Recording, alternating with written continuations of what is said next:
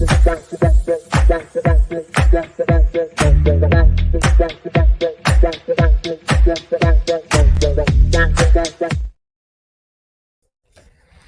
evening, buonasera, Mike. How are you? Yeah, I'm good, mate. I'm good. It's been a long week already. It's Monday. It's already Good. Monday. It's gone. The Yeah. weekend is already gone. But on the positive side, we can say was a good week. We wait to be better Sunday, actually. No, Wow. because we were waiting Dragons Shark, but Needed hey, some favors called in, didn't we? oh come on. That was hard to think about that game. Because Yeah. Shark was playing really crappy. Really Well, crappy the beginning, at least the first half. They fixed it a little bit, but wow. Discipline was poor. But yeah, like I don't know if there's been any sort of backhanded a couple euros been thrown somewhere. And I'm checking, but they definitely called in some favors, and hopefully we'll see what happens. Favors, that's what we want to see. Sometimes some favors. So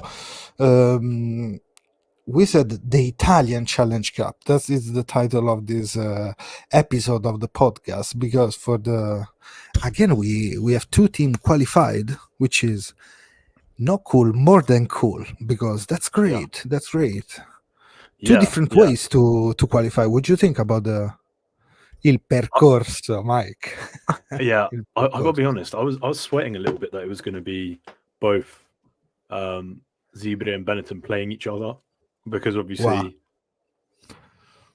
as nice as it would have been to have a guaranteed person in the semi-final, at the end of the day, what we want is to see the Italian teams go as far as they possibly can in this competition. So I was happy that didn't happen, and then, like you said, there was a bit of sweat over the next day or two to see if we were actually able to qualify.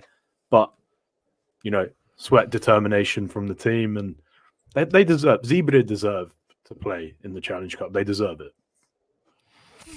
I agree with you, because at the end of the day, they fight.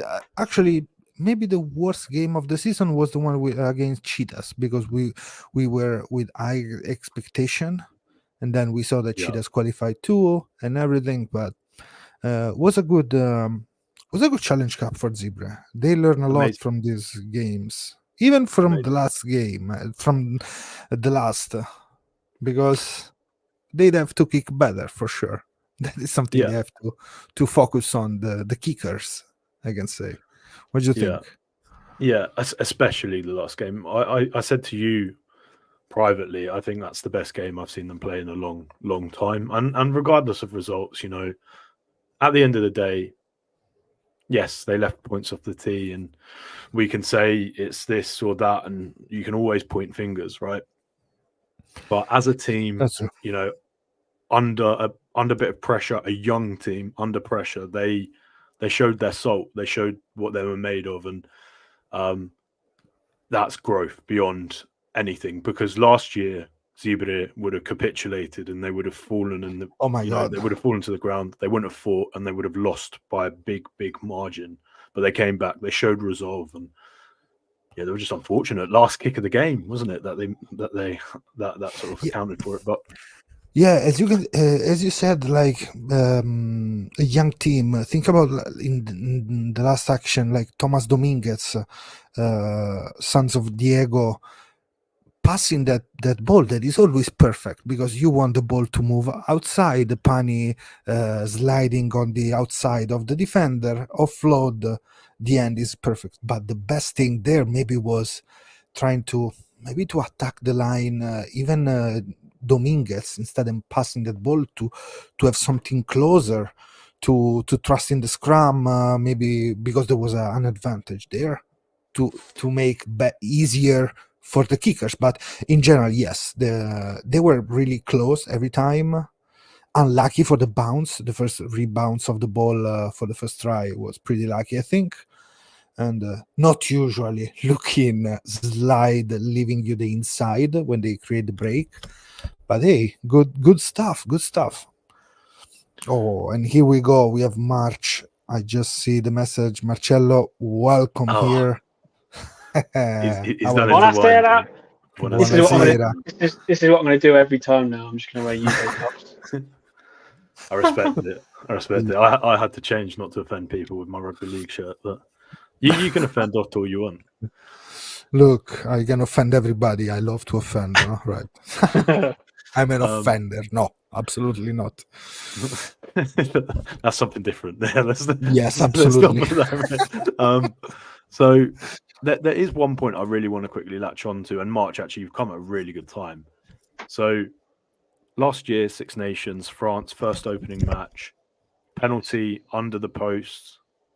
We play the phases, we play the multi-phases, and we end up, I think it was passing it out to the wing. We score the try, we miss the kick, we lose the game. Basically the same thing has happened.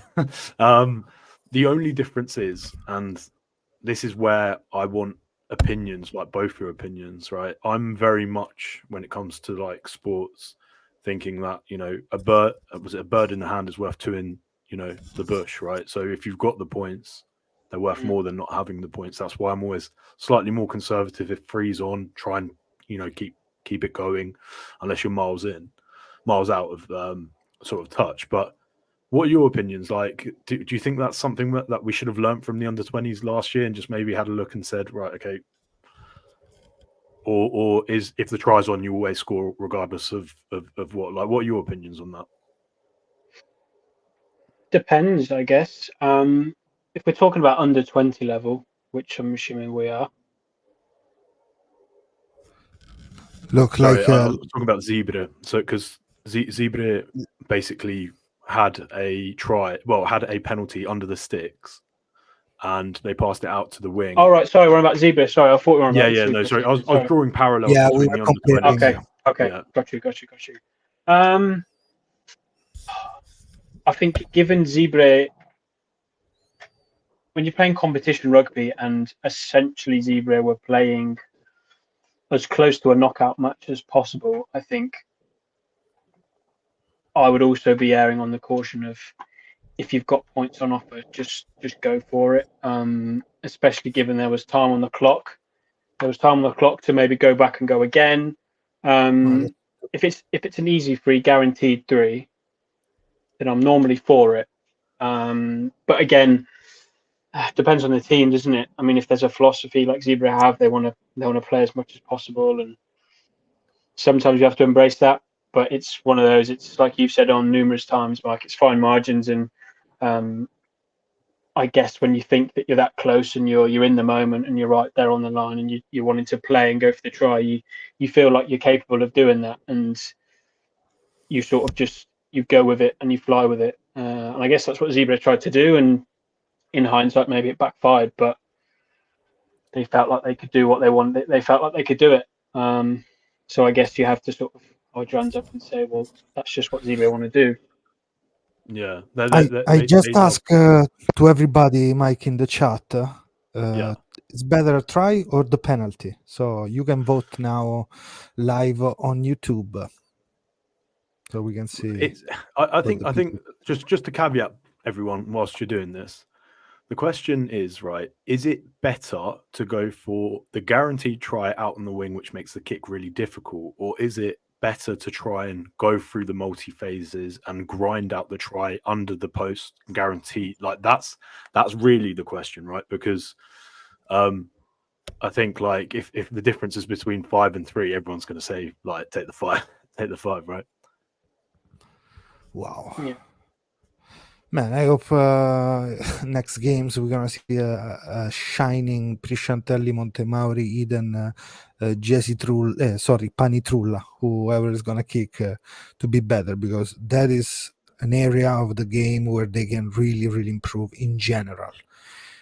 Also, not to arrive in that way to the end of the game, thinking, oh my God, I have to score a try to stay there, and then I have to hope I have to kick and be better there. They miss a couple of kicks in the middle, and as we saw Benetton from long range kicking with Umaga in really key moments. That's something that we hope is gonna happen for Zebra really soon. It was Dominguez's choice, but there are other 2 passes in the mid because there is Dominguez, there is Pani that should have attacked the line maybe, or there is Jesse, something different. So not only Dominguez, but Dominguez is the youngest, let's say, less experienced player there. Yeah, he's been forced to sort of step up a lot as well due to the injury, because he was just a medical joker, right? Yes, or he is was. a medical joker. I don't know if he's been signed. Until December. He had a contract until December. I think they renewed until the end of the season. So good for him. Good. Think about also Fusco injured and Jelic being away with the under 23. Yeah, and he's probably going to be in the 7 circuit. Hopefully, yeah. For the let's see what's the gonna Olympics. happen with the 7 for the Olympics for us. Yeah, but interesting. Come on, let's take a point about 24 tries, record breaker, Simone Jesi, because we're gonna speak about the Italian Six Nations selector, Italian selection in general. So 24 tries, more than every Zebra, more than the jersey of Marcello. So, yeah. More than Tevez. But that's amazing. No? And I was looking at the tries. He loves to score doubles. Because this season he scored 1, 2, 3, 4, 5 doubles this season. No, 1, 5. And last season he scored 2 doubles and an hat-trick. So when he scored the 1, you should have go to bet for the next one. So maybe we should do that, guys. This is for us. Look at this. Of course, the Dampak is from Torino. On, so Torino Juventus here. It's a big fight about it. But that's cool, no? Because he loves to score these tries. Is the perfect finisher at the moment. Yeah, he just loves it, doesn't he? Like he is the. He's just cold-blooded. We need more players like that. We need more assassins in the team. He's also like a bit like Erling Haaland in football. Like he just always seems to be in the right place at the right time as well. And like for a winger, you know, one of those tries in particular for Zebra, he literally just catches the ball and dives over. Like anyone could have done it, but you need players that are there, and wingers that hold their width. They're always there, and he seems to just always be there. And he scores all different types of tries where he can break a few tackles and scamper through, or he just scores the simple finishes. But you need someone that can do all of those. He's got a little bit of Ashton about him. Do you know what I mean? Like he was always in the right poacher. place. Just absolute finisher. And we need that. We've needed that for a long time, and Capuozzo is always another person who you can draw some parallels there as well. So, man, I'm chuffed for him. He deserves it. He deserves everything that's coming to him. He deserves the call up, and hopefully we see him rewarded for this fine form, and hopefully he can continue it in the Six Nations. Is Ioane definitely? Has he been ruled out at all yet, or is it just no comms? No comms. Because Padovani's come in today, hasn't he? Yeah. So in theory, there are 35 now in the squad, because the way Ioane tackled Vunipola is classic style when he came running out of the line, tackling from outside inside, like on the blind side of the player, but. It's not always like Ramos. Sometimes it's Vunipola in front of you, the number 8. So it was pretty hard. He really was almost knocked out there. Yeah, I think you've seen some birds. The funny, I mean, obviously it's never funny, but the funny thing was Billy's reaction. He just sort of like looked down. Like it was nothing. It's like, it's like he's when like, Superman did someone gets just? shot by a bullet. Yeah, did someone just try and tackle me or something? You know what? Kinda Joe Marler and Faf de Klerk in the game. when he throw him away.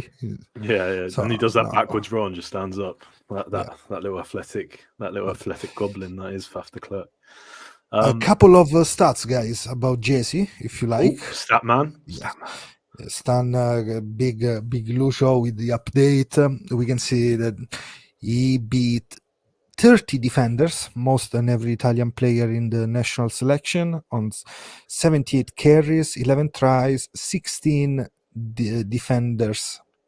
No, sorry, 16 clean breaks. So he's one of the most utilized player with Pani, for example, for carries, Lorenzo Cannone and Seb Negri. Oh, it's Boom. a couple of stuff. Those are stats. Those are good stats. Yeah, we have to he get gets better through so on the much table work. one. You know I like what busy players. seems getting better on the aerial game is getting better, and we need more and more of that to be like.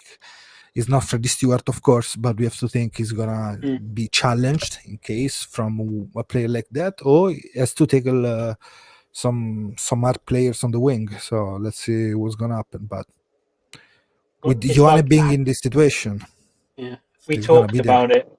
We talked about it last week, didn't we, Mike? When we said that, at what point do you throw him in, and at what point do you give him a chance? And it's like if he's been playing this way for, it's not just this season. He had a very good season last season, and it's a season and a half almost of playing sort of at the top of his game. It's like that seems like quite a lot of time. It's not like he's played 3 or 4 or 5 good games and has been thrust into a squad like sort of other players in other national setups that sort of have a couple of good games, get thrown in straight away and start capped. But he seems like he's had ample time at club level. It feels like he's probably ready to be challenged now. I feel like he's at least ready for a bit of exposure. I don't think it's unreasonable to suggest that he gets some minutes. No, Absolutely, I agree. Go on, Otto. I was thinking because the game was a really tough game, so think about, because you have few seconds to think about who was a kind of guy.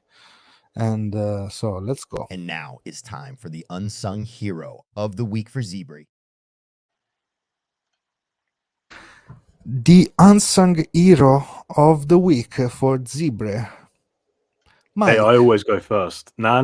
This is your turn now, Otto. I always go first. Go on, Otto. My turn. It's not so unsung, but I love a lot the way Pani manages his game. We know there are stuff to handle better, but I loved how confident he is now, and we need that kind of confidence. So yes, please, he is my guy. I think one thing for everyone, like, because sometimes a couple of comments about the unsung. The unsung for me is a person that doesn't get as much plaudits and is net positive. So, like, they can make mistakes in the game, but actually, if their contributions are more net positive than they are net negative, those are sort of the players that we're looking at. Yeah. And I think it seems like such a cop out to go for like Zambonin again, but he's scored a try. Like, do you know what I mean? It's if I wasn't going to say it this week, when he's actually, like, I've been saying it for the past few weeks, that he's always there. Giraffe Boy's doing his thing. Giraffe Boy came through this week, right? He was going to be. He was mine as well. You stole my pen. Do you know what I mean? He's just thereabouts. He's just like he's a great shout by. I saw Dan just message. Dan, he's great. He is so good. I was looking at some stats for that. We can see Zambonin stole three line out and Ruzza 4. So think about in the national for the national team. That's good. Nocera is getting better. Rizzoli was really like some missed in the scrum, but Nocera did really well, and it's hard. Nocera, it's an hard player. It's tall. It's an Andrew Sheridan-ish tall. He's 6'3", isn't he? kinda. Like, yeah. And he has to get better and better in the scrum because then he has his style of play. He loves to use a lot his hand to almost pick the player and push him away, not fending, just pick him and go away. A la Boled, really. Let's be honest. Alla Bolle- That's Bolle- what he was known for, right? Yeah. like a caveman. Yeah. I completely agree. If he can get better at propping up the scrum, and he has gotten so much better from last season, mate, he's going to be a weapon. He's going to be an absolute weapon. So fingers crossed. 2 turnovers won from Nocera. Boom. Stuff So, we love to see. bad. Yep. A big injury. Let's think about that too. He came back after injuries. He already had a sore body, let's say, but it's good. It's good the way he did. So you have 2 for Zambo, Nocera, Pani are the guys. Are the maybe not so unsung, but let us know, guys, what you think. But these are ours for now. Let's move on. In 20 minutes. Wow, 20 minutes, guys. Perfect. So I think before moving on the Benetton, let's save our supporter break so we can keep going. Performance analysis in sport has never been easier. Longer Match is the right tool for coaches, analysts, and athletes. If you want to learn more about, please visit longermatch.com. Start analysing your games today. Fancy. And here we go, fancy extra as usual. Benetton, Garbisi versus Garbisi, as we said on Instagram. Meanwhile, in Treviso, so please, guys, follow us on Instagram, Twitter, everywhere. We are getting good engagement, but we want more and more from you. So let us know what you think about what we are producing as a podcast. But Garbisi versus Garbisi. First of all, March Mike, who won the challenge between them? The junior? Yeah, for me, I think. Mike. For me too. Even if it wasn't so good, but it was a draw. Neither were brilliant. Yeah, that's my feeling. Too much pressure on them. Yeah, almost certainly. It must be hard. It must be hard. Like, I can't imagine going up against my brother. That's true too. It'd be such a weird situation, weird scenario. Shout out to the big Josh, Zebra supporter, Challenge Cup playoffs. Here we come. Well done. Yeah, it's hard, but depends also the way you always being with your brother, right? If there was some aid, that was the right moment to challenge them. But hey, they feel the pressure. It wasn't a good game at all for Paolo, to be honest. Can we talk about this a little bit? Yes, not to disparage. Talk about a little bit, and then we go on Benetton. But it's an issue at national level. So if you take out some of the mistakes, like kicking to touch and all that stuff, right? Where he didn't have the best day off the boot. The kicks in game are going to be a concern though if Quesada wants to actually start utilizing that as a bit of a weapon. As a weapon. Nothing kicks don't work in Test rugby, especially nothing kicks against the Six Nations, because pretty much all of them have someone in the backfield to punish you if you do a nothing kick, right? So absolutely, that's one area, and it's not his fault because he hasn't been utilized as a 10 for the best part of the season. It's not his fault, right? But it's something that we do need to be cognizant of going into the Six Nations. It's going to be something that's going to be targeted. People are going to start looking at that, and we're going to be forced into kicking battles because people know that's not our strength, right? So just something to be aware of. That's what I was going to say. It's not even necessarily something that people will or teams will play on. It's more of an issue with also how we want to play, because we want to play further down the pitch, and you have to in international rugby. You have to, you got to pick your moments, and nothing kicks will be punished by every single one of those teams in Six Nations. Any back three in that tournament, if you kick loosely, you're just in massive, massive trouble. And So when we were talking about this a couple of weeks ago, so through the World Cup, there's a lot of talk, and we played Garbisi at 12, and there's a lot of talk about the fact that he will be playing at 12 a lot more. And now the conversation seems to have moved back to him being the 10. So I wonder where we are really with that, because obviously Menoncello being back and Brex and obviously Morey played very well at the weekend off the bench as well. Like, are we now in a position where we're trying to put Garbisi in just because we want him on the pitch? And I don't really know where we see him going, because a couple of months ago it was Garbisi's going to play 12. That's going to be his position. That's where we're going to want to play him. So who are we then playing at 10 type thing? So It's a good what question. are your thoughts? What are your thoughts on Paolo and where we see him in the blue shirt? Should I start? I'm Yeah, trying to go. So think about starting from Montpellier this year. They won 5 games on 5 games out of 8 games. Garbisi was the 10, and they won the game. So this is crazy thinking about that. At 12, Carbonell, the whole rest of the games. Let me recheck how many games he played this year. That's good, because Carbonell's not a bad player. Carbonell's a very, very good 10. Actually, sorry, less, because he played 3 games at 10, and he won two games against Lyon, against Ospreys. I thought also the times he played for against Romania and Japan at 10, but. Montpellier is weird the way they are playing. It's straight lines, but they don't attack the ball properly. I don't like the way the Willems and the other ones are performing.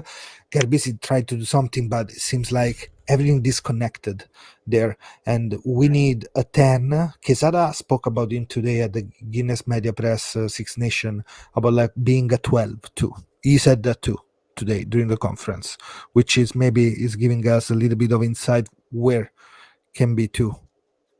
If we want to play something different, 13 in some situation. But Garbisi needs to play. He has to be free of mind, and I don't think Montpellier is the right mindset where to be now with Bert Laporte and all the rest of them. So probably changing is gonna get better for him. Saracens and Toulon is the both been mentioned. Seems like. Yeah. Those are the 2 that have been floated. And Mike, you. Well, for me, right? Like, but I'm going to start with the last point, because I think it's the most important point. Because I 100% agree with you, Otto. I think he needs to find himself again. He needs to find a style of play that suits him. And if you look at his under-20s when he was playing with Varney, he was very anglicised, very disciplined. His exits were incredibly, just like what I would expect from like a really mature English 10, like a typical English 10. He plays like an English 10. Like it's not particularly flary, but he controls the game very well, like a George Ford.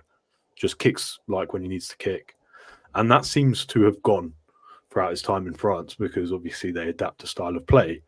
And I think Louboutin says it all the time. Obviously, he lived in France. In Montpellier, it's more important to play a flashy brand of rugby than to win. And we don't have the luxury of that mentality in Italian rugby. We sort of went with the ride last year because it was beautiful, like what we were watching. But actually, I think all of us would have wanted 3 wins in a really crappy game, right? I think every single one of us would. That said, I think if he were to go to someone like Saracens, I think that would do wonders for his game. So that aside, I think he's a player who needs confidence, and we need to get behind him in this Six Nations. But if you were to ask me, if he sees him playing at 12, why didn't he call Marin up? I know he's been injured, but like if genuinely we're bringing Garbisi as a 10-12, then we're probably going to play him at 12, which means that we have 1 10, why didn't we bring another 10, 12, you know? Just maybe that's Yes. what Pardo's in for, maybe. Well, maybe. Oh, maybe. And it's gonna- is Tommy Allen at 10 a non-starter for everybody? No. Tommy Allen's our 10. Tommy Allen starts 10 for me. I think so too. Think about how muscular can be the center pair with Menoncello, Moritz, and on Brex, how he looks shiny, let's say 2 weeks ago.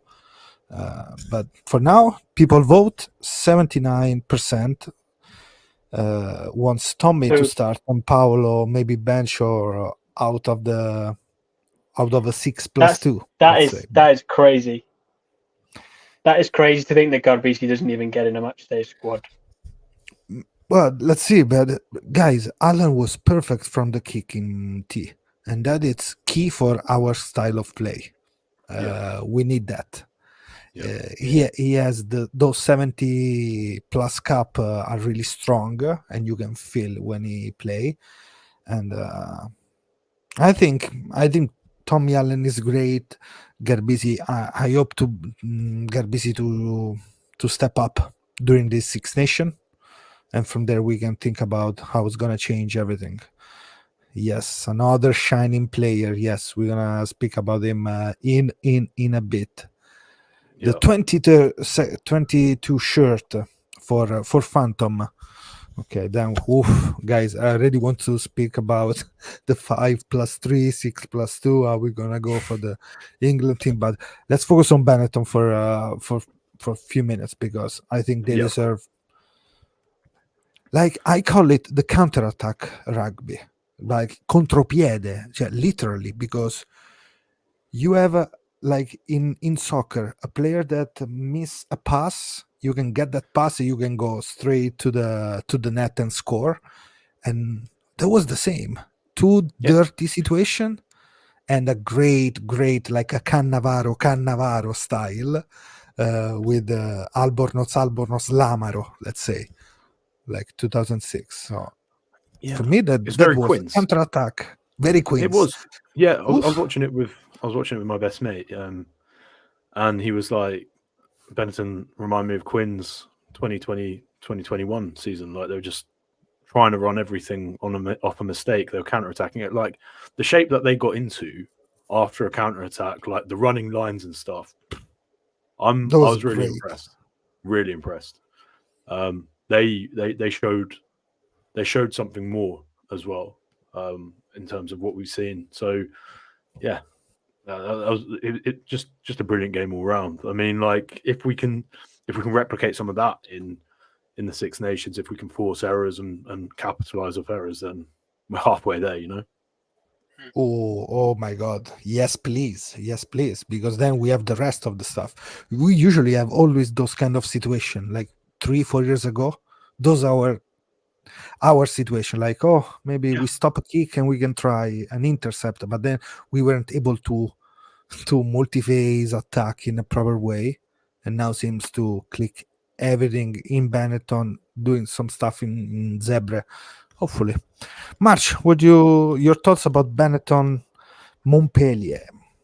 So I was just going to say that I think, so we spoke about Benetton at the start of the season, winning games, drawing some, but getting good results with not scoring a lot of tries. But the attack in the last sort of 4 or 5 games seems to have clicked again quite nicely, and we're seeing a lot more tries, a lot more attacking rugby, and that seems to be what we were looking for in those first sort of 5-6 games of the season. So they're clicking into gear, aren't they? And they've got players that are just banging form. And I think when you're winning games and you're scoring tries, and you've got players that are just hitting all the right notes, confidence-wise, this team looks like a side that are just absolutely flying at the moment, and they just can't be stopped, and they're just on a high, and they're running with it. And I think I picked out Albornoz as my unsung hero last week, did I? I think so.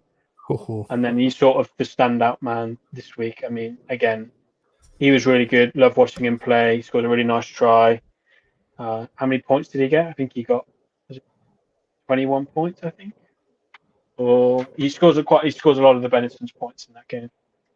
Yeah, Yeah. like when you need it, he's there and was ready. Like seems like he's stronger.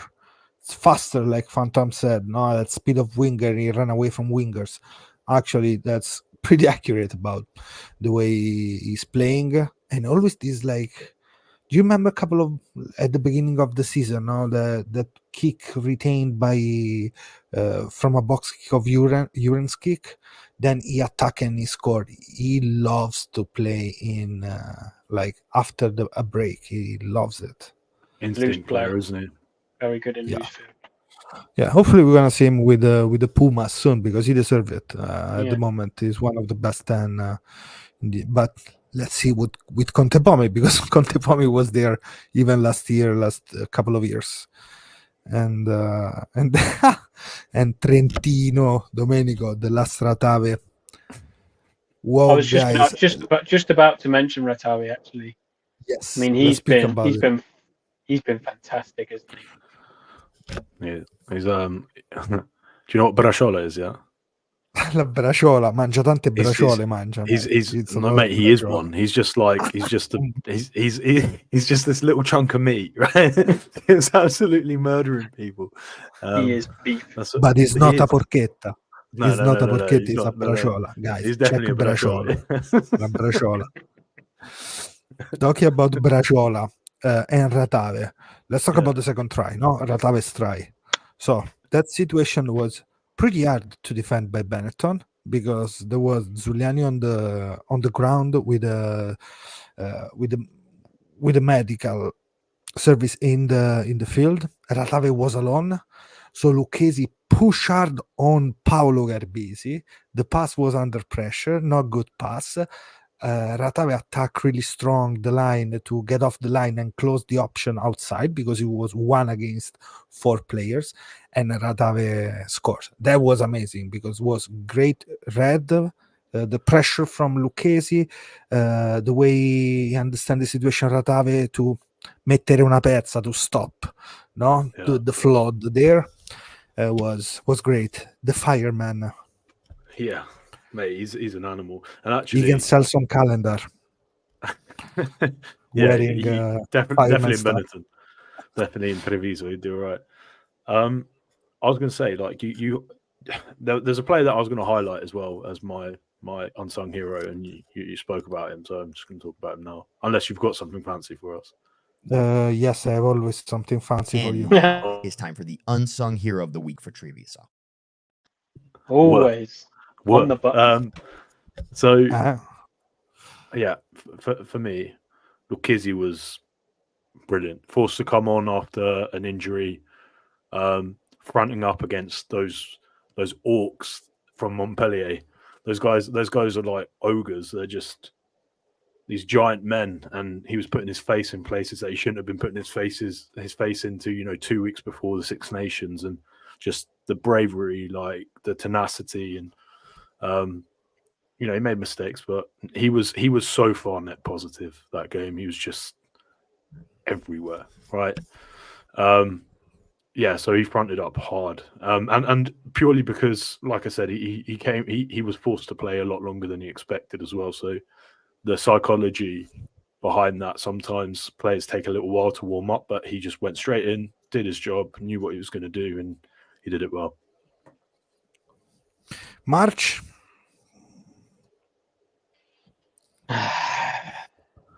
Haha.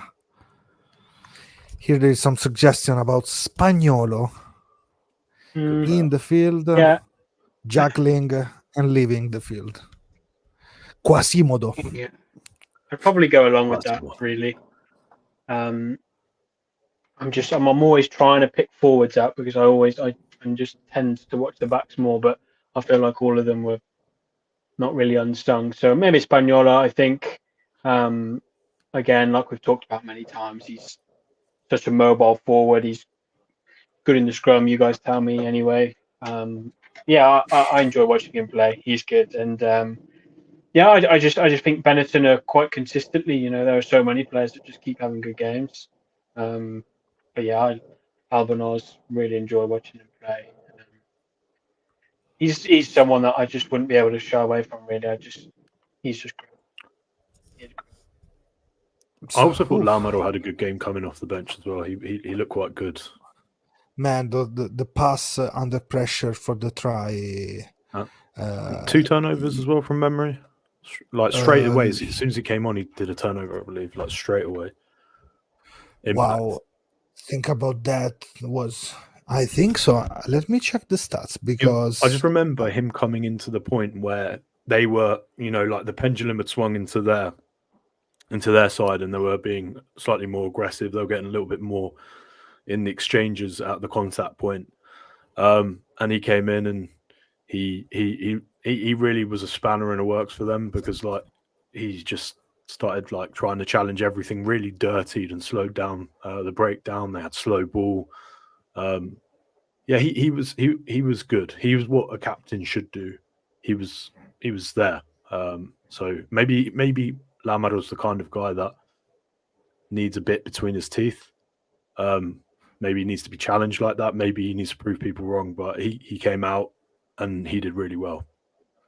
yes, I think he is my unsung hero for that pass, that situation in attack, and the fact that the captain came from the bench and is there.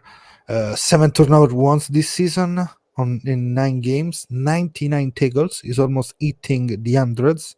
Itzegor for now is the most the best tackler for Benetton, 150. Lorenzo Cannone joined the hundreds, the He did Centurions. 26 tackles last game. 97% Itzegor and 5 turnover won.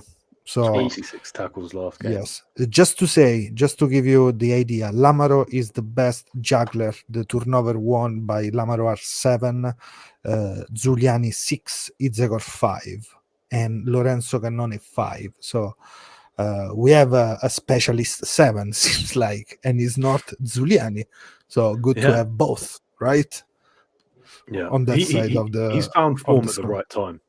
Otto, like that, there was a conversation, I think it was during the World Cup or just after the World Cup, where I was like, he's a confidence player as well. Like he needs his head up, and maybe he needs to start proving people wrong. And like I said, he absolutely did that this weekend. He really showed why he owns that 7 shirt. So good on him. Well done. Look here, I don't know. Mindset? No, I'm reading a lot of Paolo. I'm reading now stuff. Vito now arrived. Michele now.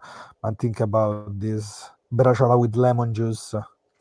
And think about Radave still. Let me check one thing more, because now it's gonna be interesting to understand about Padovani, what Padovani is gonna bring to the team, because we saw him for Benetton, but he's gonna be really important in nell'economia del gioco, like how he's gonna change the way Italy is gonna play. So let's go from Padovani, because we knew the way he play at Benetton. He's usually on the wing, because Rhino, let's say, is the 15 for the Benetton. Sometimes Umaga, sometimes him. But from Padovani, how are we gonna arrange our back three? Because let's go straight to the point for the national team, because that is gonna be the issue. Then we can do the best thing is to. I was going to say the best thing to do is to name our back three and then go from there, and then we can talk about it. Mike, you're up. Go on then. For me, I think it's if Yuan is out, has to be Jersey, and then I think it's Pani on the right wing, and then I think it's Pardo at fullback, or either or those two, and I think Capozzo, unfortunately, is on the bench for me. Capozzo bench on a 5+3, Mike? How is gonna be England. your Are we bench? talking specifically for England? Look, let's say general, but of course we're gonna speak about England. General, yes, 5. Yeah, generally yes, but against England, I think it's 6-2. So if Okay. Monty's fit, he starts for you. Yeah, that's the point. If Monty's fit, you're gonna Yes. start. Okay, is interesting that. It's tough because I think we got a bit of recency bias here because obviously we've seen Jersey absolutely light up and he deserves a shot, right? He absolutely does deserve a shot. But also, Monty's been our best back for so long. Like last year, he was breaking records, Six Nation records for like post-meter contacts made. And like, unless we just forget that, you know, like he was an absolute animal last year. So I suppose it's if he's in camp and Quesada deems him better, then I'm not going to question it. If he thinks Jersey's better, then fine. Like I'm not upset about who gets picked on the left wing. But I don't think Capuozzo gets start. I don't think Capuozzo starts for me, sadly. So let us know in general, because you can update every week, every time you want. You can update the fan selection, so you can change your squad by form, by choices, by injuries. Because as you can see, Padovani was already being called because we put it already. We were like looking in the future already a couple of weeks ago when we put Padovani anyway in the list. So he's the second choice at the moment, and people actually prefer Ioane on the right wing than Bruno. But I think Discuss. performance wise, probably Bruno showed something worse. The fact that Ioane didn't play a lot, 2 games, 3 games this That's the season, issue. so that's absolutely. Yeah, that's so the issue. that's probably key. Why we have to go look for something different on the wing. For now, we have Jesse, Allan, Capozzo most voted. With Jesse, 54 points. Sorry, It's a points. lot, isn't it? Yeah, it's a Octavio, lot. for you, the back three. So for my back three, first of all, I'm not gonna put Allan here, but Allan is my 10 at the beginning. So there, I would like to start like a crazy, not so crazy, because I cannot probably Padovani on the wing more than Bruno, Pani 15 and Jesse 11. So that is leaving Pani 15 and moving Padovani on the right wing. That's my more than Bruno. This time Padovani on the right wing. That's my idea. Why neither of you Capozzo, out of interest? Capozzo can break the happy game for me, so that's why it didn't start. Two for me. One, I love watching him play against tired legs.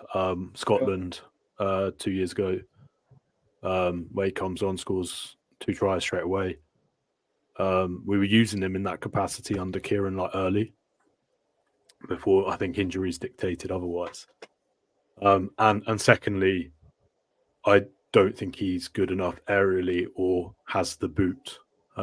Like what every good coach will analyze what players he has there and what like the ingredients are for a really good team.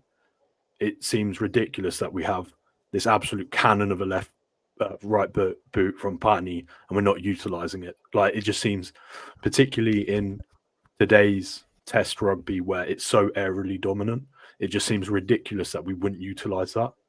And he's 6'4". He's good in the air. Like there's so many positives. So if we're looking at Capuozzo as like a false 9 in football, where he's just out and out, like, you know, great in attack, but you're not expecting him to make a tackle, then great. But that's not a fullback. That's not a fullback in rugby. Like that's potentially what you'd have on a wing if you want a Darcy Graham or someone like that. Fine. But in test rugby, I think we've suffered and people have caught us out so many times because we're not good at kick chasing and we're not good at kicking and we're not good aerially. That needs to change. That just needs to change. I think especially with I think if we're looking at all of this because of we're playing England in the first game, I think given My only concern with Jezzy, so I know I've bigged him up and said he needs exposure. I'm not sure I'm throwing him in from the start. I think I agree with Otavian. I think Paravani should start just because aerially and being able to kick the ball, and then Pani as well. And But I think for this game, maybe next game is gonna be Capozza. But if I think about how they can England. put the game England, like worst case scenario, if they play well, actually, if they play shit, if the game is weird, they cannot do something, they're gonna start kicking this ball, and they go traditional, like like Yeah, they can do really well, and that is something that really bothers me. Think about how we're gonna fight against that. Let's It's say. different horses for different courses, right? That's the saying Uh, that's said a lot here. And right now, the horses that we need are horses that can jump high, kick, and can make tackles and compete in the air. So those are the horses that we need to pick. England are going to come in with a very, very set piece dominant attack. We know what we get from Borthwick. He's going to love a line out. He's going to love a scrum, and they're probably going to do a lot of strike plays with Ollie Lawrence and potentially Slade outside him to unleash the wingers. We know what we're going to get from Borthwick. So what we need to do is look at the best defensive back three that we have, and then just hope that we're in position on the pitch to score tries and points. That's what's going to win us the game. If we win, right, I envision it's kicking at posts.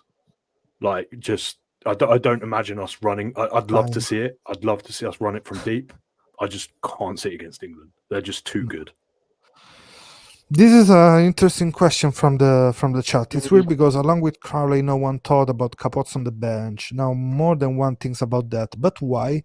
I think it's connected with the balance of the back three. With Ioane it's something, with Jesse maybe too light, too passive kinda. Tacklers like tackle that goes down from the hips down, not a tackle that shoot the player there in the moment he's being tackled. I don't know how to, like, big hits. We need big hits too in the wing. Pani probably can do it. Padovani is more physical too, but maybe Capozzo, Jesse still are suffering this, and we cannot let neither on-offload games going on. Maybe it's that for me, my opinion. Yeah. Also, I think just because Capozzo's come back from injury recently and he hasn't had much time, and 7 minutes last week. Do you know what I mean? Yesterday. He just to go from 0 to 100 Test rugby against a team that came third and was a point away from, 2 points away from beating the world champions. It just seems a bit of a stretch. So I think, and also if you look back at that game, yes, they may be a little bit more tired than England into that game, but England dominated a lot of their forwards. Like George Martin was everywhere. Like we need to make sure that we protect Capozzo. So it's not even saying, like Capozzo won't make the team. Like he could very well start in front of Pani on the right wing for me. Just we need to see more from him. He's not really played, it is. I can't wait for Capozzo not to start an ITV to absolutely lose their marbles, being like, "Oh my God, the best player in Italian rugby is not playing. What are they doing? What are they thinking?" They would, wouldn't they? Like Capozzo not playing will go down in sort of, especially over here. Everyone will be wondering what on earth Quesada's thinking. They'll be calling for his head. Yeah, I mean, also Big Surge is calling out an ITV as well, so maybe he'll set him straight. Oh, that's gonna be interesting. Let's see who's gonna be. Yes, a pundit. He's gonna be a pundit. He is. Let's see. He is. Hey, he had a good connection with Quesada at Stade Francais, so he's not gonna be maybe he's gonna touch other points of the national team this time when he's gonna speak. Maybe he'll be very political. Maybe less about mentality, more about supporting. I think can be something. I don't know. Like Paris has got a really good eye. Like when he talks on ITV, He pulls like key moments in the game, but obviously he knows his strengths. So like same as Warburton. Warburton always talks about the breakdown. Like any opportunity, he will find something to point out at the breakdown. Like Paris is going to do the same about set piece. He's going to find something to talk about, and maybe he'll talk about the evolution. If we're talking about like what narrative he'll take, because obviously he's good friends with Quesada, maybe he'll talk about the evolution from last year and what we're going to see different this year. Maybe something like that. He'll get about 2 minutes per game to talk about Italy, Mike. ITV will give about a minute each time to him, and then they'll say no more. That's just my opinion. Guys, Cynic at in least me. we don't have Clive Woodward speaking this year. Oh, thank fuck for that. Thanks God. Clive Woodward, ciao, finally. Oh God, Let's it look forward boils. in It's 2000. been boiling me for years. That bloke. Oh my God. Sorry. Wow. No, it's Sorry, fine. guys. I'm reading some of the chat. There are some really good stuff coming. Yes, coming guys, the chat is blazing because there are a lot of stuff 80 like comments. Eduardo. Wow, We're gonna from selecting Phantom's got a lot to say, hasn't he? That's unlike him. nothing new under Michele, the tree. I really I don't know if you can highlight that Ottavio, yeah, that one there. So for those listening, Michele has come in on the comments saying it's just a matter of defense. You can play with Capuzzo and Jesse just like South Africa play with Arendse and Colby, but Italian players are not as strong as South Africans in defense. Spot on. That's the Spot on, difference. yeah. Today we were speaking about best defenders, dominant defenders, technique defenders. Shall we get the comments to blow up? So, guys, just okay, off topic. Let's do it. Off topic. There's two criteria. One, hardest hitting players past and present, and the other one is most consistent players past and present, like as in people who are best at technique, best at tackle completion, and then people who just atomize players going forward. Put like your what's the word I'm looking for? Your candidates in the chat. Yeah, because we were going from the last one that we called was Brian Lima, of course, because the chiropractor was there in the middle. But Courtney Laws as well for Courtney just Laws, absolutely murdering people. But we called also Italian. We said Favaro, for example, famous Favaro. Masi came in the chat too. Let me find the chat. The FDR family, the WhatsApp group. You can join us. Just text us. So let's see. I said Mauro Bergamasco. Like in his prime, he was very consistent. He wasn't that heavy a hitter. Dusatoir's come up a lot, Vito. Oh yes, what a player! Who? He's come up a lot in fairness. Dusatoir. Dusatoir. Thierry Dusatoir. Josh Lusey from Edoardo. I call Carlo Tizzano very Uperesque. Say something. Warburton Marcello.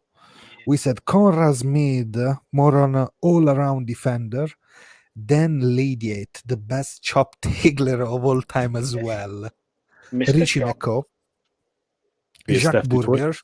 That was a good shout by you, actually. I can't believe it took me so long to see that name pop up. No, Eduardo is the defensive specialist, seems like, because he wrote also Johnny Gray, Jerome Kaino, then Nico said Serge Betsen.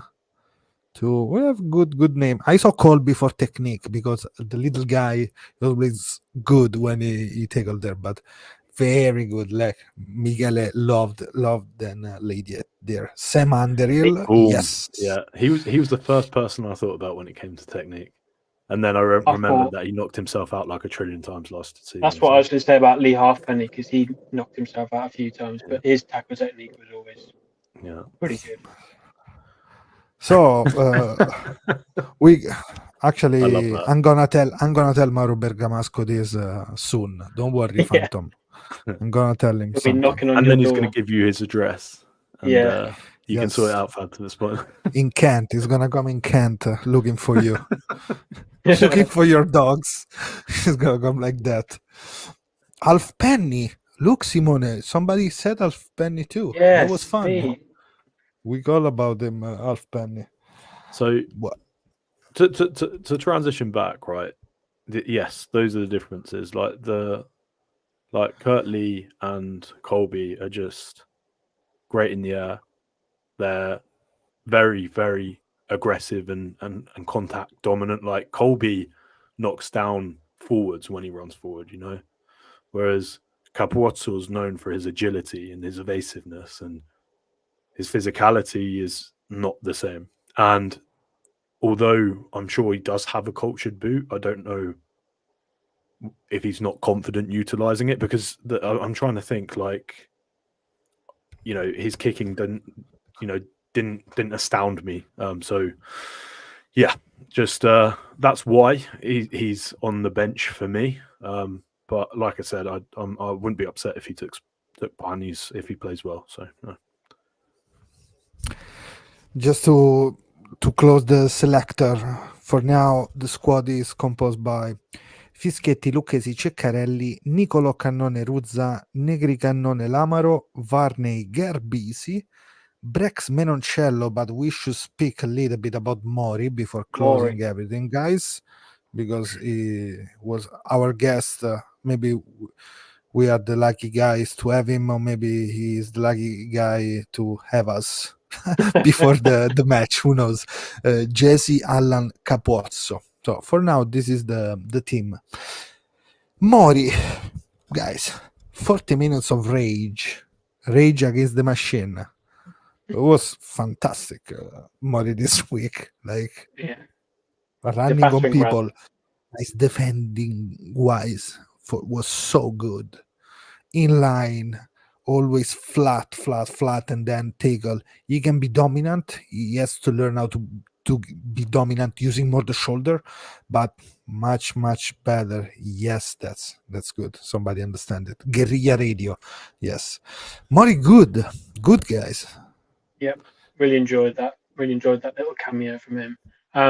He's also deceptively got really quick feet. He looks like he's lost a little bit of timber that I thought he had. I thought he was a little bit heavy, but he looks like he's leaned out quite a bit, and he now looks like a really fit machine, as you said. And yeah, especially off the bench, like he's a great option. He's going to be a great option coming off the bench in the last sort of 20 minutes of games, I think. And he's a weapon.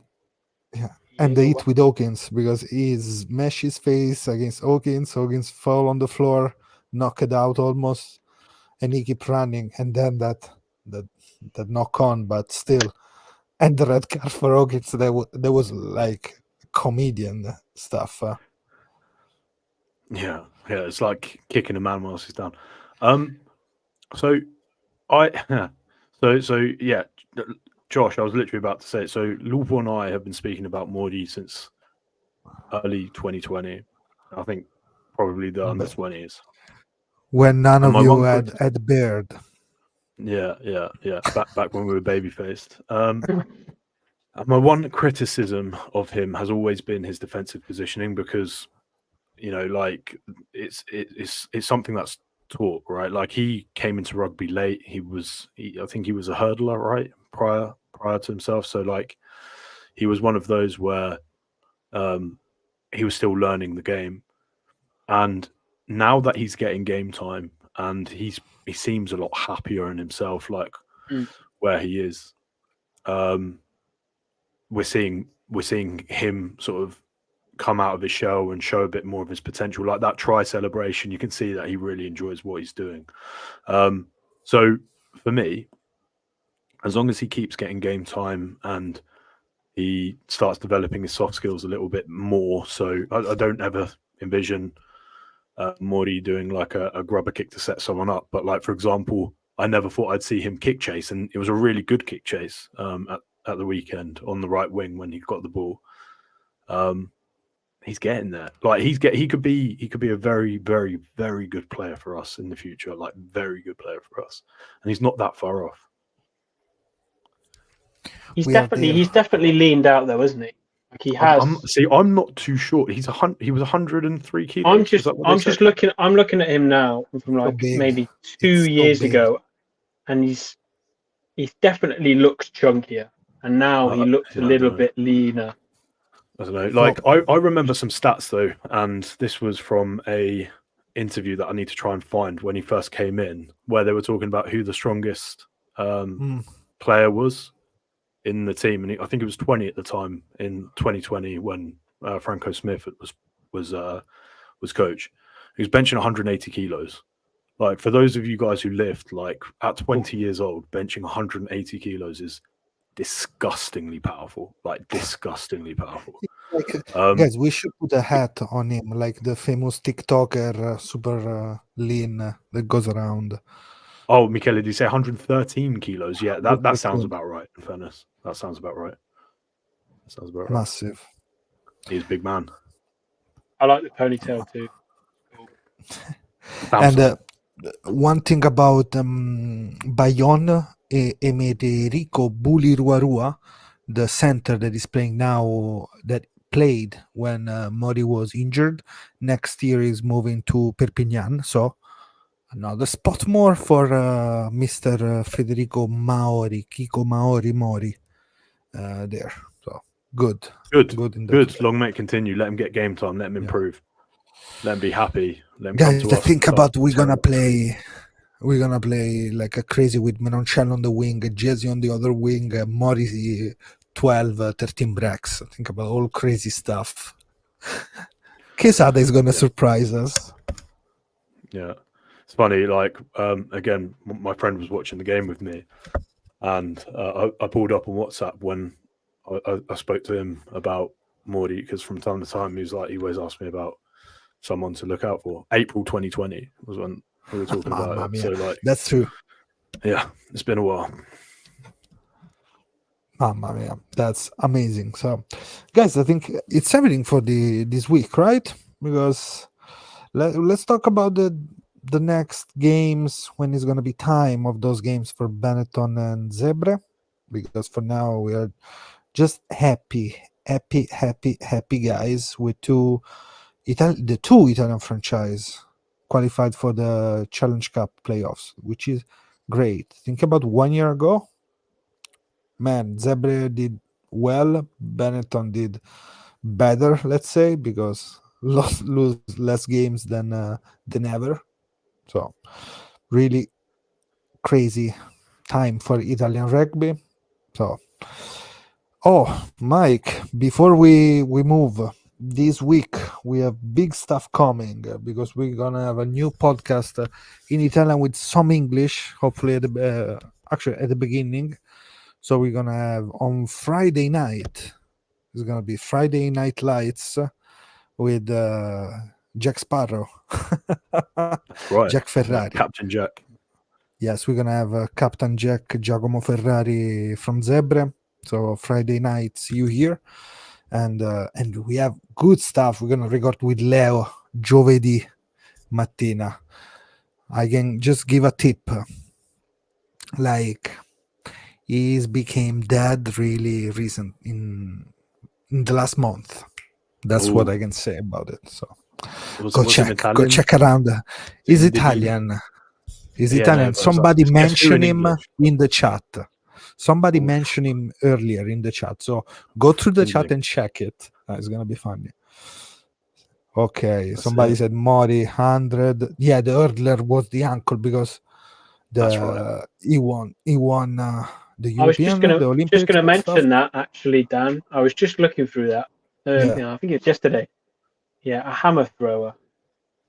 Yeah, his sister. Yeah, his sister. Yeah, the sister. Yeah, Rachele Mori. Did you ask who would win in a fight out of him and his sister? Because that was a wasted question, otherwise.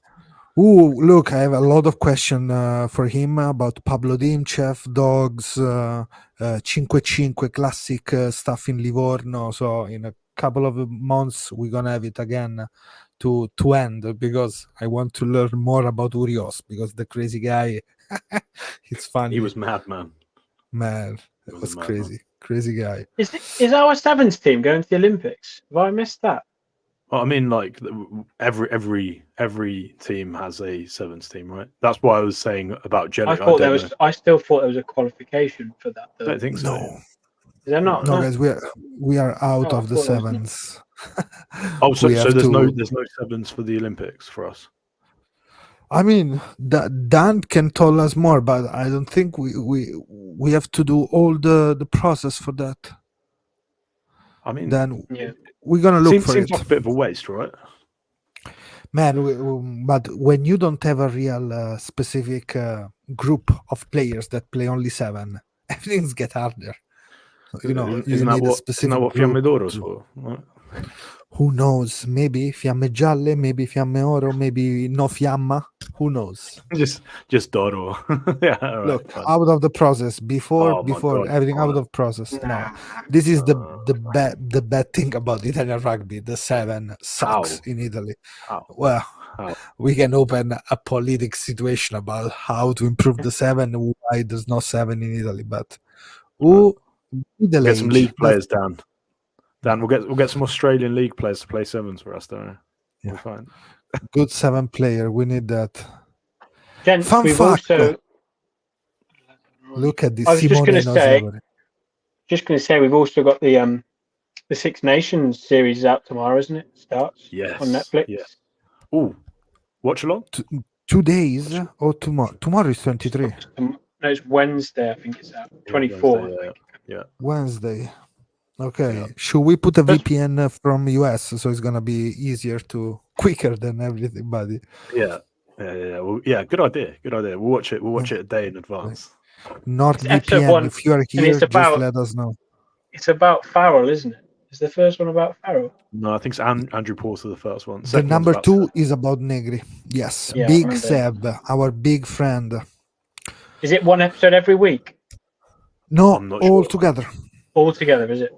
I did see someone talk about it, and they said that Kieran Crowley came across very, very well. We have to embrace the fear, Mike. What he We said. do in have to embrace in the fear. trailer. There's going to be a lot of fears at this Six Nations, I tell you. And also, very quickly, those of you who are going to be in Rome, let us know. We want to speak Yeah. to you. We want to talk to you. We're going to do a live. Be It'd be great around. to have you guys there. So let us know in the comments if you're going to be there. It'd be great to meet up, have a drink, have 2 some drinks, food. Maybe 1, maybe 2, maybe more. maybe 3. Watch a game. Yeah. So Can't let us believe know. that. All right. I'm very jealous, man. Jealous. I've also realised me and Federico Mori have the same birthday. Just seeing. No way, March. Yeah, That's great. You're I a have few to years tell older him than him, next all right? time. I am. Yeah, I'm 4 years older than the bloke, and he's Jeez. about. Wait, He'd eat me. Jesus. you know what I realized the other day? You look like Tom Young, like Thomas Young, like a miniature version of Thomas Young. You do. Facially, you look just like he does. He looks just like him facially. I was watching him play, absolutely tearing it up. I'm like, if March put on like a few kegs and probably grew a few inches, that's him. That's him It's down gonna to the be him. T. It's gonna be him. Yeah, he looks like him. He Well- does. He looks just like. Can't say that our rugby stars were the same though. That's right. He goes looking to make tackles. I used to run away from him. Yeah, he's going to be a weapon for Wales that we need to be worried about. He's been called up, hasn't he? This time. Yeah. It's gonna be interesting. Wales game is Jesse's game because he was really good against Rio Dyer. If I have to think now to put together the 2 games, last game against Dragons was really good against the Rio Dyer, which is actually should be maybe one of those the wings. No, Josh Adams is playing there. Kai Evans is. No, come on, Kai Evans is not a player for me, but I really don't like that guy. I think we're probably going to see the Welsh boys start for England. I can't pronounce his surname. Do you know which one I'm on about? What it's like? Oh, I can't even. No, I don't can't even- say. Like, you don't say it. We're getting cancelled.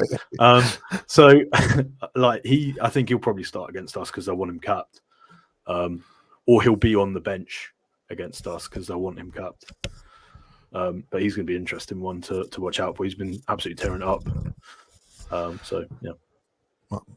Looking forward for the Six Nation. We're gonna have another pod coming next week, and then it's gonna be in Italy England week already. 2 new podcasts, Italian English mixed. Plus, we're gonna have a coaching corner, specific coaching corner about line out. It's gonna be pretty interesting coming soon. And that's it for today. Marcello, Mike, thank you so much for being here with us as usual. Being together, let's say, being with us, being together, and thanks to all the chat, because the chat was nice today. So see you next week. No, actually, no. See you on Friday for Jack. Jack Ferrari on Friday. Captain Jack. Jack. Good night, everybody, and see you here again on Fratelli di Rugby.